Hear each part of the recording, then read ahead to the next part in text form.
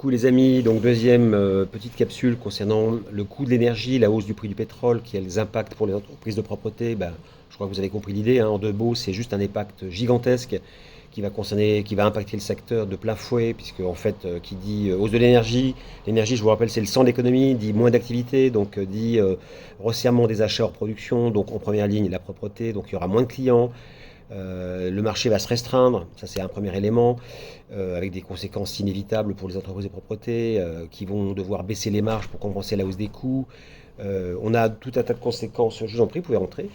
Euh, donc également, nécessité de renégocier les contrats, hein, pour les entreprises de propreté. Donc il faut que dans les contrats, on prévoit une petite clause renchérissement du coût du pétrole, un peu comme pour les avions.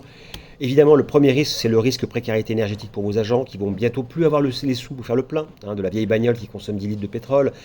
Donc l'enjeu, c'est vraiment de ne pas faire supporter ce risque qui est le risque stratégique numéro un par vos salariés, puisque le moment où ils pourront plus venir travailler parce que le coût du plein sera trop cher n'est pas très loin.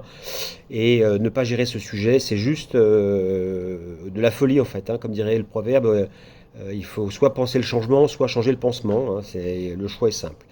Donc en gros, voilà, c'était le sujet. Donc le bilan carbone, c'est un bon outil pour structurer votre plan d'action énergétique. Hein, bien évidemment, vous l'avez compris, c'est bien le poste achat de carburant qui constitue le premier risque, premier poste sur lequel il faut se pencher.